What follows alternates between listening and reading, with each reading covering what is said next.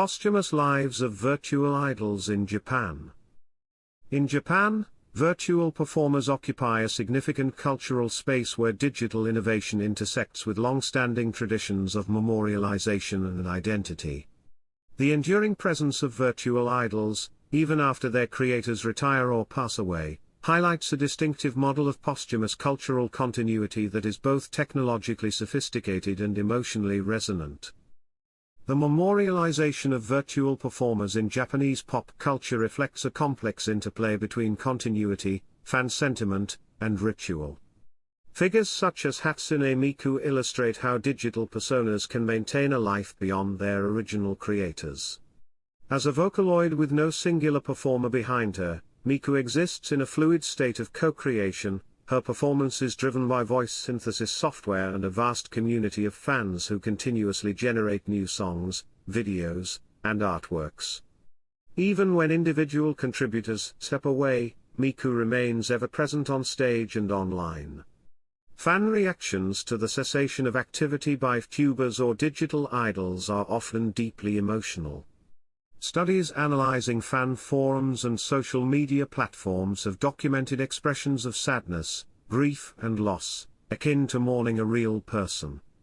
Some Japanese companies even formally acknowledge this depth of attachment. Hiroro Incorporated, for example, instituted the Oshi vacation system, permitting employees to take paid leave when their favorite idols retire or marry, affirming the emotional legitimacy of these bonds. Posthumous management of virtual identities in Japan is enabled by advanced, technological practices that allow digital avatars to remain active indefinitely.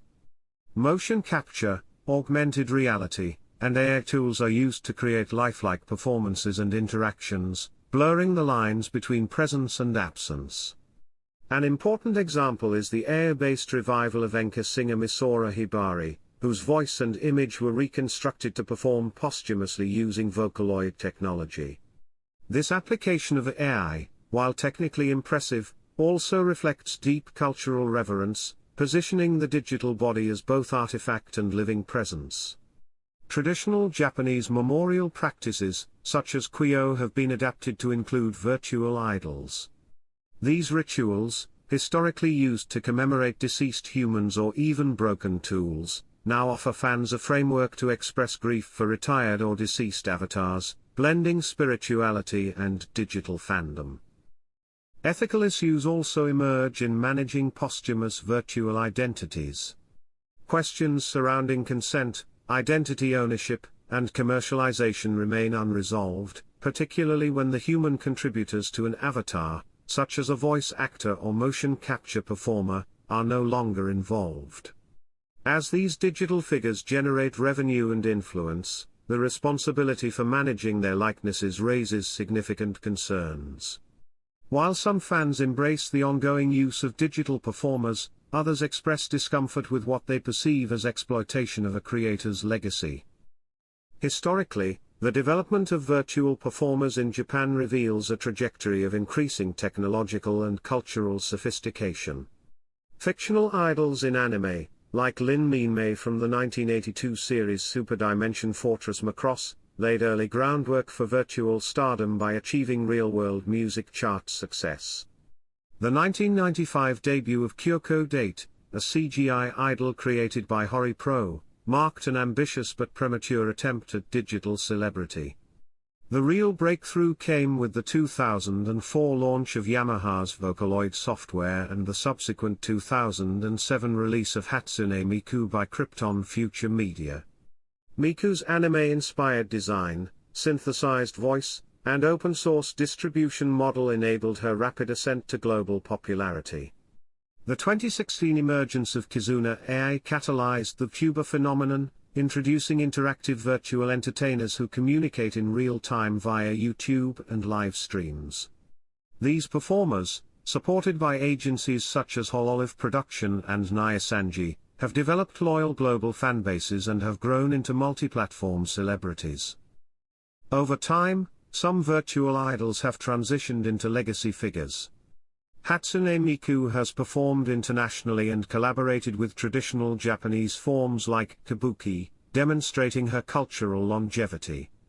Kizuna Air announced an indefinite hiatus in 2022 but returned in 2025 under the new name Kizuna Air, reaffirming the adaptability of virtual identities and their potential for reinvention. This persistence of digital personas illustrates how Japanese pop culture enables the transformation of once novel characters into enduring, posthumous entities. Audience reception to the continued existence of virtual performers after the retirement or death of their creators highlights the emotional stakes involved. Fans often report profound emotional investment, forming parasocial relationships with these avatars. The dual identity of many virtual performers, as both character and human actor, complicates the mourning process when one component of the identity ceases. The emotional resonance of these relationships is amplified by the Japanese cultural context, where the digital realm is increasingly integrated with traditional forms of remembrance and interpersonal connection. Comparing Japan's approach to virtual legacy management with that of Western contexts reveals further contrasts. In Japan, digital afterlife practices blend spiritual traditions and communal remembrance with cutting-edge technologies like AR and VR. There is a broad cultural acceptance of interacting with digital representations of the deceased, albeit accompanied by cautious ethical discourse.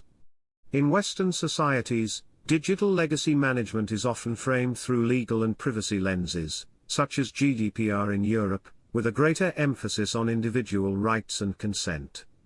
The Western model tends to prioritize control over access, whereas the Japanese model leans toward continuity and shared cultural memory.